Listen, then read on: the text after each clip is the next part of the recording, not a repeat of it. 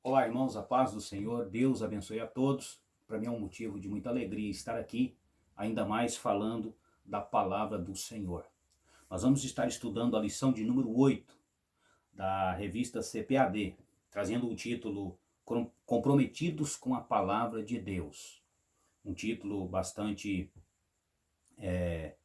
bem escolhido, né? Um título muito bem elaborado, Comprometidos com a Palavra de Deus, trazendo-nos a ideia de que como nós estamos, de que forma nós somos comprometidos com a palavra do Senhor, até que ponto nós somos comprometidos com a palavra do Senhor. E é um título muito interessante. Eu quero ler aqui o texto áureo com você, que diz o seguinte, olha, bem-aventurados que ouvem a palavra de Deus e aguardam. Bem-aventurados que ouvem a palavra de Deus e as guarda, né? Lucas 11, 28. Não é só ouvir, mas também é guardar. Lá no Salmo 119, versículo 11, vai dizer o seguinte: escondi a tua palavra no meu coração para eu não pecar contra ti. Então é preciso ouvir e guardar dentro do nosso coração esta palavra, porque é com esta palavra que nós não vamos pecar contra Deus. É a palavra que nos dá conhecimento, é a palavra que abre a nossa mente, abre o nosso entendimento acerca das coisas físicas e espirituais. E Deus, ele teve esse cuidado de deixar conosco a palavra. É por isso que ela não pode ser adulterada, é por isso que ela não pode ser mudada, não pode ser alterada em nenhuma forma, porque ela é exatamente o que Deus quer de nós. Amém? Então nós precisamos ser comprometidos com a palavra do Senhor. E a pergunta é, até que nível nós somos comprometidos com essa palavra? Até que ponto nós somos comprometidos com essa palavra? Amém? Lá no livro de Lucas 4:4, Mateus 4:4 e também Deuteronômio 8:3 vai dizer a mesma coisa. Vai dizer o seguinte: e eles respondendo lhe disse, nem só de pão viverá o homem, mas de toda a palavra que procede da boca de Deus. Amém? Toda a palavra do Senhor, ela é mais do que o alimento, ela é mais do que a água, ela é mais do que o dinheiro, ela é mais do que a riqueza, até mais do que a saúde. É a palavra de Deus. Jesus respondendo, disse-lhes, nem só de pão viverá o homem, mas de toda a palavra que procede da boca de Deus. Esta palavra, ela é poderosa. Amém, irmãos? Olha, eu quero ler com você aqui a leitura bíblica em classe, que está em 2 Timóteo 2,14, versículo 2 Timóteo capítulo 2, versículo 14, 15, 16, 17, 18 e 19. Diz o seguinte: traz estas coisas à memória, ordena-lhes diante do Senhor que não tenham contendas de palavra, para que nada aproveitam e são para a perversão dos ouvintes. Procura apresentar-te a Deus aprovado como obreiro que não tem de que se envergonhar, que maneje bem a palavra da verdade. Mas evita os falatórios profanos, porque produzirão maior impiedade. A palavra desses roerá como gangrena, entre os quais são Irineu e Fileto. No versículo 18, 19, está dizendo, os quais se desviaram da verdade, dizendo que a ressurreição já era feita e perverteram a fé de alguns. Todavia, o fundamento de Deus fica firme, tendo este selo. O Senhor conhece os que são seus, e qualquer que profere o nome de Cristo aparta-se da iniquidade. Aqui, até no versículo 19, Paulo enviando esta carta a Timóteo, dizendo que haviam dois ali que desviaram algumas pessoas da verdade, porque perverteram a fé deles, trazendo uma outra palavra, que não era a de Deus, que não era a de Jesus Cristo. E isso trouxe um grande problema para a igreja. E ele está dizendo o seguinte, que todavia o fundamento de Deus fica firme. Todavia a palavra de Deus permanece firme, não pode ser mudada, não pode ser alterada. Amém? Lá em 2 Pedro 1, versículo 20 e 21, está dizendo o seguinte, sabemos primeiramente isto, que nenhuma profecia da Escritura é de particular interpretação. Ou seja, nós temos que ter compromisso com a palavra e não mudá-la porque não é de particular interpretação minha, ou de Beltrano, ou de Ciclano, de ninguém. Ela já é, por si só, a palavra de Deus, e esta palavra não depende de partidarismo. Amém, irmãos? Não depende de partidarismo, ou seja, eu vou me vou acomodar a palavra ao meu estilo de vida. Não, você tem que acomodar a sua vida à palavra de Deus. Porque a profecia nunca foi produzida por vontade de homem algum, mas aos homens santos de Deus falaram inspirados pelo Espírito Santo. Ou seja, tudo que está na palavra de Deus, tudo que está na Bíblia foi inspirada pelo Espírito Santo. Amém? O objetivo geral é demonstrar o nosso compromisso com a palavra de Deus. Isso tem sido um grande problema nestes últimos dias, irmãos, porque muitos têm alterado a palavra de Deus para tirarem proveito. Mercadantes da palavra do Senhor têm vendido a palavra para agradar pessoas e arrebanharem um monte de seguidores para terem aí proveito financeiro. Estes são os que deturpam, que mudam, que alteram, que adulteram a palavra de Deus com a sua própria interpretação, com o seu próprio entendimento, e acabam desviando a muitos. O compromisso com a palavra de Deus é uma das nossas maiores preocupações como igreja de Cristo. Para nós a Bíblia é inspirada, é inerrante, amém? Em toda a sua dimensão. E por isso é a única regra de fé e prática para uma vida cristã. Cremos que toda a experiência espiritual genuína não pode contrariar a palavra de Deus. Aleluia. Ou seja, a Bíblia, ela é uma bússola para nós. E qualquer movimento que há por aí, se ele sair fora da palavra de Deus, é anátema, é anticristo, é antibíblico, é rejeitado por Deus, é vomitado pela boca de Deus, porque Deus é um Deus que está à procura de verdadeiros adoradores, de adoradores que o adora em espírito e em verdade, verdadeiros adoradores sinceros que estão à procura de uma vida santa e não à procura de um movimento, de distração e coisa parecida. Aqui nós vamos entrar agora para a introdução e eu quero ler com você. Nós somos apegados à palavra e buscamos a orientação do Espírito Santo para nos ajudar à interpretação das Escrituras. Amém? Vamos estudar a relação dos pentecostais clássicos e a leitura da Bíblia, a maneira como nós observamos as regras gramaticais e contexto histórico e literário para compreender melhor os textos sagrados. O ponto central desta lição, irmãos, é: amamos a palavra de Deus e somos comprometidos com ela.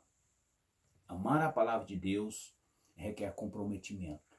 Quem fala que ama a palavra de Deus e não é comprometido com ela, que distorce ela para o seu bem querer, para a sua própria vontade, acaba perdendo esse vínculo de amor pela palavra. Amém? Olha aqui. A autoridade da Bíblia. A primeira coisa que nós precisamos seguir, esta regra, é de que a Bíblia, ela tem a sua autoridade, né? Nós herdamos dos reformadores do século XVI o conhecido sola escritura. Sola escritura. E, em outras palavras, somente as escrituras. Mais nada. Mais nada. Amém? No tópico 1. Cada um dos 5 solae representa a chave de cada doutrina central dos reformadores, como Lutério e Zwinglio, entre outros. O brado de sola escritura significa que a Bíblia é a única regra de fé e prática para a vida cristã. E por meio dela que podemos conhecer a Deus e entender a sua vontade. O que passar disso é procedência do maligno, irmãos. A Bíblia, ela é a única revelação de Deus para nós. Amém? Não há outra revelação de Deus com relação às Escrituras que tenha mais autoridade, que tenha mais poder do que a própria Bíblia. Nós vamos ler essa referência que está em 2 Timóteo 3,14. A Bíblia, nós vamos ler, que é o nosso manual, não é? 2 Timóteo.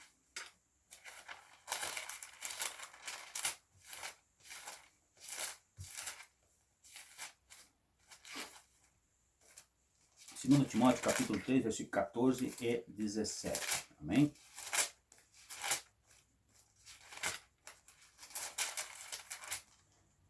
Segundo Timóteo, capítulo 3, versículo 16, do versículo 14 ao 17, está dizendo o seguinte: Tu, porém, permanece naquilo que aprendeste, de que fostes inteirado, sabendo de quem os tem aprendido, e que desde a tua meninice sabestes as sagradas letras, que podem trazer-te sábio para a salvação, pela fé, que podem te fazer-te sábio para a salvação, pela fé que há em Cristo Jesus. Olha aqui no versículo 16, que é importantíssimo.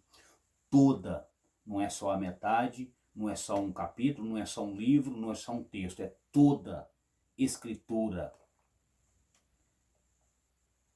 divinamente inspirada é proveitosa para ensinar, para redarguir, para corrigir, para instruir em justiça. O versículo 17. Para que o homem de Deus seja perfeito e perfeitamente instruído para toda boa obra. Olha aí que interessante. Então a Bíblia, ela tem essa autoridade. A autoridade dela é o seguinte, que ela é divinamente inspirada. Divinamente inspirada. Ela é proveitosa para ensinar. Não existe outro livro. É toda a Escritura. Toda a Escritura, ela foi inspirada pelo Senhor. Amém, irmãos? E nós vamos ver aqui que alguns religiosos de outras religiões e seitas, eles aderem até a Bíblia, mas eles até possuem a Bíblia, mas aderem a outros livros como complemento de regra e fé para a sua vida cristã, para a sua salvação. Aqui a revista está citando alguns. Por exemplo, os católicos romanos têm a Bíblia e a tradição, né? Os testemunhas de Jeová têm a tradução do Novo Mundo e mais a revista A Sentinela. Os Mormons têm a Bíblia e mais o Livro dos Mormons e outras publicações como fonte de autoridade espiritual. Só que a nossa regra de fé, pelos reformadores do século XVI, é sola Escritura, somente as Escrituras, mais nada. É a nossa regra de fé. Tudo que passar disso aí é de fonte duvidosa e nós precisamos pegar esses livros seculares e examiná-los com a Bíblia. O crivo é a Bíblia. Se passar no crivo, tudo bem, mas se não, descarta, joga fora, tá bom? Os nossos fundamentos, segundo subtópico, os nossos fundamentos. Os pentecostais ainda são vistos por alguns não pentecostais e sensacionista como um movimento que baseia em suas crenças e práticas nas emoções e ensina que a crença no cânon aberto. Ensina a crença no cânon aberto. São interpretações equivocadas a nosso respeito. Nós cremos que a revelação canônica se encerrou nos apóstolos, no Novo Testamento. Dizem por aí que nós somos um grupo, nós os pentecostais, somos um grupo que cremos que a Bíblia ela é um cânon aberto, ou seja, ela está aberta a várias interpretações, ela está aberta a várias aceitações. Não, há uma linhagem, há uma regra e tudo isso é respeitado, tudo isso é observado. Nós cremos que a revelação canônica se encerrou com os apóstolos no Novo Testamento. Não existe mais revelação bíblica após isso. Amém, irmãos? E a nossa fonte de autoridade é unicamente a Bíblia, conforme a declaração de fé das Assembleias de Deus. A Bíblia é a nossa única regra de fé e prática. E não necessitamos de uma nova revelação extraordinária ou pretensamente canônica. 2 Pedro 1,19. Vamos ler essa referência aqui. 2 Pedro 1,19. Interessante isso. 2 Pedro 1,19. Diz o seguinte: e temos muito firme a palavra dos profetas, a qual bem fazeis em estar atentos, como a uma luz que alumia em lugar escuro, até que o dia esclareça e a estrela da alva apareça em vosso coração. Ou seja, nós temos firme essa palavra dos profetas, o qual bem fazeis em estar atentos, como a luz que ilumina lugar escuro. Nós cremos na palavra, nós sabemos que esta é a revelação de Deus. Amém? E é uma interpretação totalmente equivocada ao nosso respeito como pentecostais. Nós cremos que a palavra se encerrou aqui e acabou. A revelação de Deus encerrou aqui e acabou. Outra interpretação que eles usam ao nosso respeito não somos deístas. Deísta é a doutrina que afirma a existência de Deus, mas que ele está muito longe de nós. Não, muito pelo contrário. O Senhor habita em nosso meio. O Senhor habita em nós. O Senhor tabernaculou em nosso coração. A Bíblia lá em 1 Coríntios, capítulo 3, versículo 16, se eu não me engano, vai dizer que nós somos o templo do Espírito Santo. É onde o Espírito habita em nós. Não é longe, não é em outro lugar, mas em nós. Então, nós não somos deístas. O Espírito Santo, Deus, não está longe de nós, ele está em nós. Estamos envolvidos, movidos e sustentados por ele. Eles dizem que nós somos como um relógio como um relojoeiro, né, que dá corda ao relógio e esquece-se dele. E o dia que ele acabar a corda, acabou, é isso aí, pronto. Não. Deus, ele trabalha na nossa vida, ele interfere de uma boa forma, ele interfere na nossa vida. Ele nos leva a lugares que ele quer que nós iremos e ele evita que nós iremos para lugares que ele não quer que nós iremos. Amém? Então Deus, ele é um Deus que trabalha, ele interage conosco, ele habita em nós, ele fala conosco, ele alegra o nosso coração, nos desvia de laços e ele nos guarda. Esse é o Deus que nós servimos, esse é o Deus que nós conhecemos. Então nós sabemos em quem temos crido. Amém? No segundo tópico que nós vamos estar comentando agorinha, vai ser sobre zelo pela doutrina. Tá bom? Nós vamos falar agorinha sobre o zelo pela doutrina. De novo aí, irmãos, o zelo pela doutrina. O zelo pela doutrina tem ligações com a apologética cristã. Desde muito cedo na história, a igreja percebeu que a Bíblia precisa ser interpretada para que os crentes conheçam melhor o pensamento bíblico e a doutrina da igreja. Os credos e as confissões de fé são documentos produzidos pelas igrejas com esse propósito. O zelo pela doutrina tem uma ligação com a apologética, apologia da palavra do Senhor, o estudo da palavra do Senhor, o conhecimento da palavra do Senhor.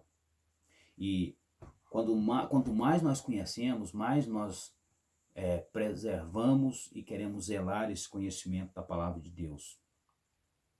Nós decretamos e, com um ato de fé, declaramos que a palavra de Deus, ela é inspirada pelo Espírito Santo. E nós temos este zelo pela palavra. Nós precisamos ter esse zelo pela palavra, ter o cuidado com a palavra. É por isso que chama de livro sagrado, ou Bíblia sagrada, porque é sacro, é sagrada. Ela passou pelo crivo de canonização. Ela é um documento histórico, espiritual da parte de Deus e é sagrada. Ela é a palavra de Deus. Quando nós lemos a Bíblia, quando nós oramos, nós falamos com Deus. Mas quando nós lemos a Bíblia, Deus fala conosco. E por isso que nós precisamos ter um zelo por esta doutrina, por este conhecimento, por este ensinamento da palavra. É de grande responsabilidade de um pastor, de um obreiro, de um dirigente, pregar a genuína palavra, pregar com zelo a doutrina do Senhor. A Bíblia, ela é a doutrina de Deus para as nossas vidas, é um ensinamento. No tópico 1 aqui está dizendo o seguinte: ensino ou instrução? A palavra doutrina vem do latim doctrine, que literalmente significa ensino ou instrução. Mas o termo apresenta vários níveis de significado de acordo com o seu contexto. Quando o texto sagrado expressa e perseveraram na doutrina dos apóstolos, isso significa que os discípulos permaneciam seguindo o ensino dos apóstolos. Nesse caso, a palavra é doutrina.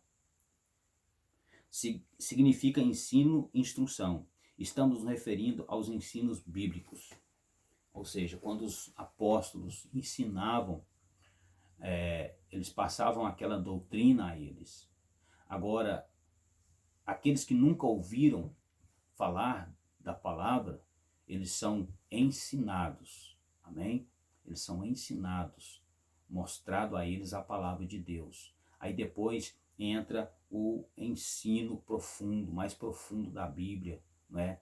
Há alguns versículos que precisam de mais entendimento, de mais tempo para estudar, interpretar e assim por diante. O conteúdo da fé. A palavra doutrina se aplica também a um corpo básico e coerente do ensino cristão, como os credos. Trata-se de um ensino sistemático sobre os dados da revelação, a fonte do conteúdo doutrinário e a própria palavra de Deus, auxiliada pela experiência cristã e com a ajuda do intelecto humano. Ou seja, nós precisamos de ler a palavra do Senhor, e quando nós lemos esta palavra, nós precisamos ter fé. Fé que é a palavra de Deus, que é o ensinamento do Senhor. Porque a palavra de Deus, ela é toda inspirada pelo Espírito Santo. Toda. Não há outro livro melhor, mais inspirado do que a palavra de Deus. Ela é a única, ela é única. E ela é apta para ensinar, para instruir a cada um de nós, para toda boa obra. Então, ela não se contradiz, ela não é partidária, ela não toma partido, ela é imparcial, a Bíblia. O que tiver de ser, o que tiver de falar, ela fala, ela não esconde, não é? Ela não só fala de bênçãos, mas também fala de alguns pecados, ela fala de condenação, ela fala de salvação, ela fala de reconciliação, justificação, ela fala de regeneração, santificação, salvação, mas também fala de condenação, fala de julgamento, fala de juiz. Amém? Então essa é a palavra de Deus. 2 Timóteo 3, no versículo 16, vai dizer que ela é divinamente inspirada e proveitosa. Proveitosa. Ela é proveitosa, e isso faz por meio do ensino a instrução. Quando o apóstolo Paulo diz, traz essas coisas à memória, ele está se referindo à sã doutrina. Traz à memória a sã doutrina. Um dos maiores medos do apóstolo Paulo era de que ele morresse e a palavra de Deus deixasse de ser pregada. Ele tinha esse pensamento com ele. Chegou a ponto da palavra de Deus quase ficar extinta na época dos apóstolos. Mas graças a Deus, Deus criou aí os meios, né, para que a palavra continuasse, propagasse. Mas, a princípio, a intenção do inimigo era extinguir de uma vez por toda, consumir de uma vez por toda a palavra de Deus. Mas não conseguiu, graças ao nosso soberano Deus. A palavra de Deus, ela permanece para sempre. A nossa confissão de fé é a Bíblia. Não existe outra. Tem muitas religiões aí que a regra de fé deles e confissão de fé é os usos e costumes. A confissão de fé deles é o sábado. A confissão e regra de fé deles é o livro, é o pão que eles comem, é o ajuntamento, a música. Não. A nossa confissão de fé é a Bíblia. A Bíblia é a nossa confissão de fé e não é de autoridade particular, pois expressa o pensamento e a vida da igreja. Esse documento é submetido às Escrituras e estão em conformidade com elas. A nossa declaração de fé ocupa extraordinária importância na vida da igreja, como sumário doutrinário da Bíblia, e ajuda para a sua compreensão, além de servir como proteção contra as falsas doutrinas. Olha aí. Entretanto, a palavra final é a Bíblia. Declaração de fé expressa na doutrina oficial da igreja. Não há no Novo Testamento embriões de credos e confissões de fé. Não há. Paulo ele vai dizer que se vir uma pessoa e colocar um outro fundamento além do que já está posto, seja anátema, porque não há outro fundamento. O que vier disso é maldição. O que vier além da palavra de Deus e principalmente se contradiz a palavra de Deus, para ser considerado como anátema, como maldito, porque não. Ele diz mais ainda que eu vier até vocês e colocar um outro fundamento além do que já está posto, seja eu um anátema. É muito interessante, irmãos, que a Bíblia ela é de uma grande autoridade, né? Não existe outra fonte. E a palavra final é a Bíblia. Existe aí outras declarações de fé, mas que são falsas, são doutrinas falsas e que têm roubado a fé de muitos. Muitas pessoas têm abandonado a fé, desistido de crença, desistido de igreja, desistido de religião, desistido até de Deus, por causa de alguns que não foram comprometidos com a palavra, que não levaram a verdadeira palavra. Com grande observação que um dia iremos apresentar diante de Deus, né? E tem muita gente equivocada com relação à palavra de Deus. Cuidado quanto ao modismo. Olha aí, modismo. Esse é um tópico que deve ser observado com mais cuidado aqui. Cuidado quanto ao modismo. O nosso cuidado com a doutrina deve ir além do combate ao modismo e servir para defender a nossa fé das seitas e heresias. Seitas e heresias, irmãos, está aí. Em todo lugar que você pensar, em várias as igrejas, há seitas e heresias. Em várias igrejas. E precisa ter muito cuidado, muito cuidado. Às vezes por falta de conhecimento, ou às vezes intencionalmente mesmo, né? Só para agregar pessoas e ter aí uma aposentadoria, né? E são materialistas que estão interessados não em levar a alma ao céu, mas em levar dinheiro à sua própria conta bancária. E estes, eles apegam-se aos modismos, eles apegam às heresias, ao erro, para poder granjear aí pessoas para a sua congregação. E vão até contra líderes, vão até contra pastores, presidentes de campo, se rebeliam e descontentes, né, saem até falando mal, saem até maldizendo, blasfemando e falando um monte de coisas que não deveriam falar, esquecendo de que toda autoridade é constituída por Deus, que não há autoridade que não é constituída por Deus. Toda autoridade é constituída por Deus, então nós devemos tomar cuidado. Lembra de Davi? Davi ele teve oportunidades, não só uma, mas várias, de matar Saul.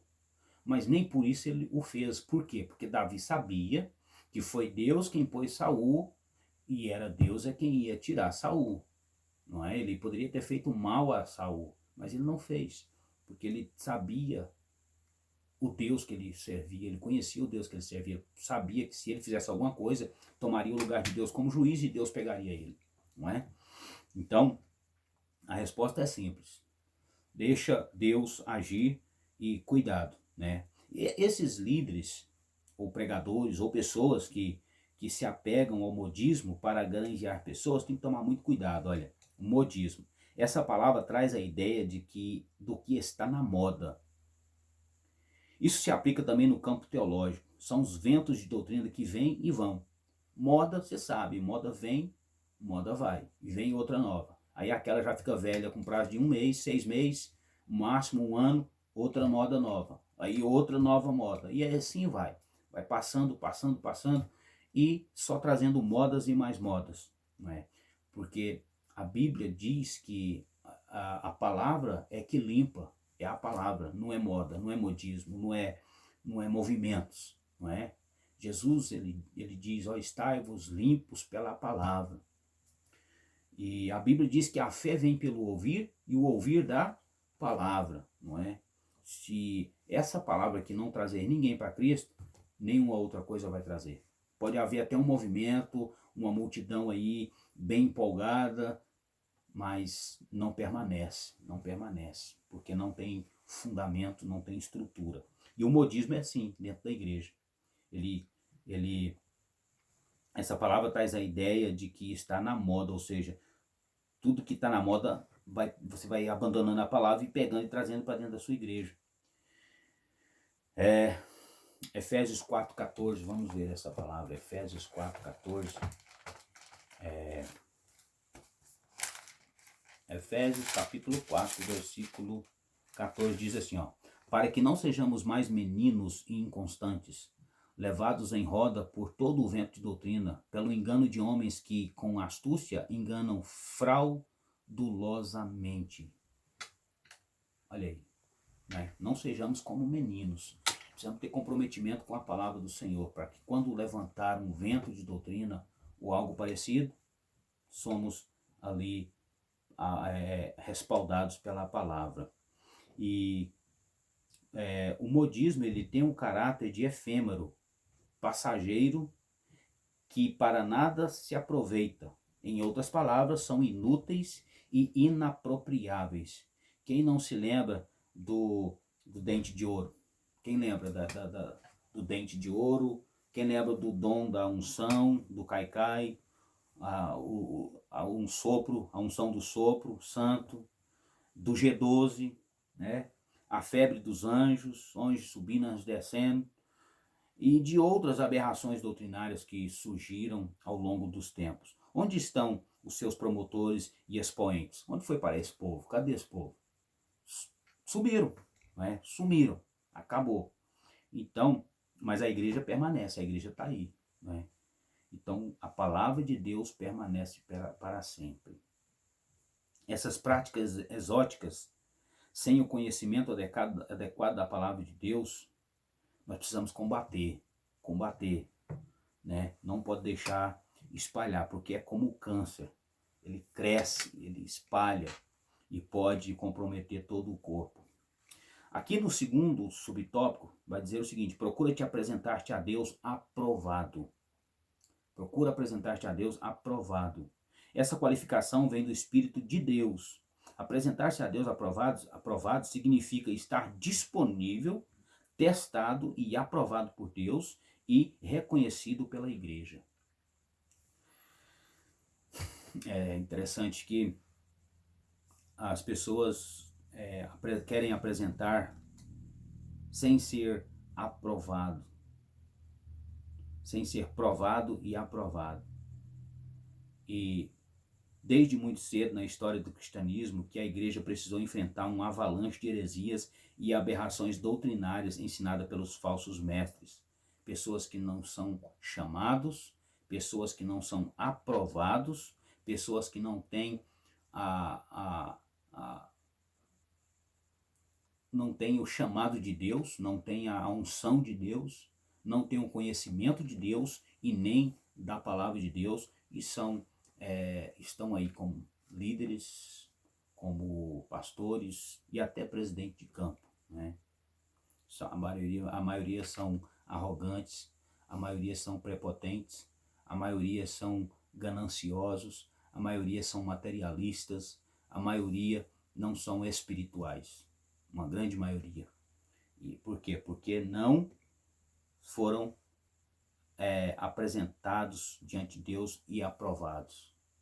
Não foram chamados por Deus, se intitularam.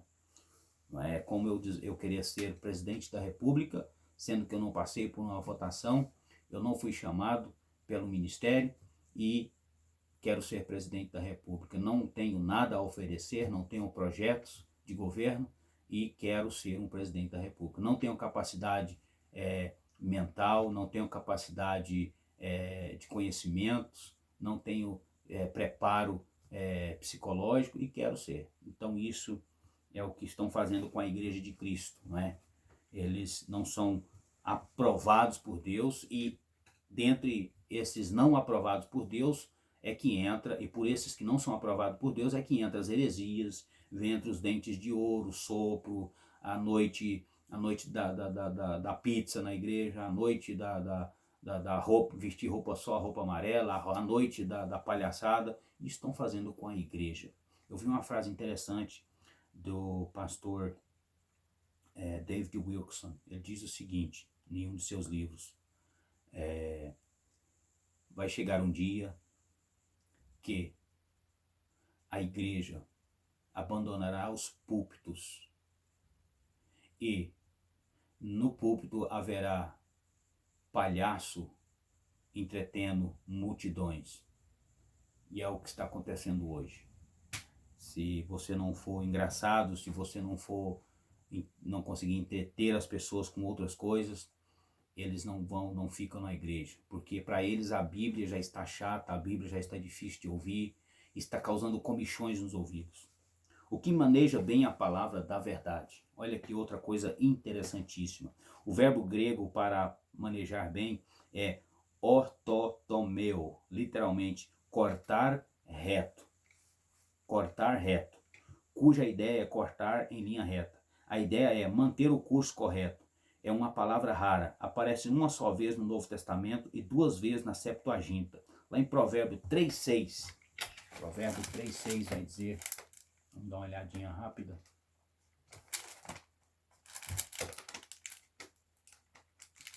Provérbios 3,6. Diz o seguinte: reconhece-o em todos os teus caminhos, e ele endireitará as tuas veredas. Olha aí. Quando você reconhece Deus em todos os caminhos do Senhor, Ele endireitará as nossas veredas. Amém? Então, é preciso que maneje bem a palavra da verdade. É preciso cortar reto, não pode ter curvas. A ideia é manter o curso correto. É uma palavra rara, mas que nos dá o entendimento de que nós precisamos literalmente pregar a palavra da verdade, manejar bem a palavra da verdade. E muitas interpretações já foram apresentadas ao longo dos séculos. A preocupação de Paulo é com o ensino correto da palavra de Deus, porque ensinadores tem muito. Há muitos ensinadores. Mas é correto? Estão corretos diante de Deus? Tem uma vida santa diante de Deus? Conhece a Bíblia?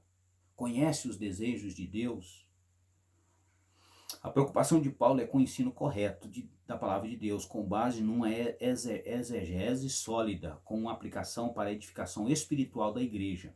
Isso significa também não fazer uso da palavra no culto para atacar algum desafeto entre os irmãos por meio de indiretas. Púlpito não é lugar para desabafo. Prega a palavra, Só pregar a palavra. Paulo vai dizer que nós devemos pregar a palavra, somente a palavra, mais nada do que a palavra. Conclusão, não temos compromisso com a palavra. Nós temos compromisso com a palavra de Deus e cremos que ela é a única revelação de Deus escrita para a humanidade. Diante disso, fica claro que nenhuma outra literatura exerce autoridade sobre a nossa vida. Muito bem, nós acabamos aí de ver aqui sobre o comprometimento da palavra de Deus e nós precisamos, nestes últimos dias, mais do que nunca, observar, fazer como os irmãos os irmãos atenienses, não é? Que olhavam e observavam para ver se o que Paulo estava falando era verdade, não é? Nós precisamos fazer isso, observar bem a palavra. Quando Paulo foi pregar lá no Areópago, ele visitou ali muitos lugares, muitos deuses, tinha muitos religiosos ali. Mas quando chegou a palavra da verdade mesmo, é que a vida deles começaram a mudar. E eles começaram a observar bem a palavra. E igrejas têm muito. Agora, estão pregando a palavra da verdade? Fica a pergunta. Toda vez que alguém pregar, você que é crente, você que é cristão, examine bem a palavra. Se não estiver de acordo, se estiver errado, chegue na pessoa que te ensinou errado e fale com ela, converse com ela.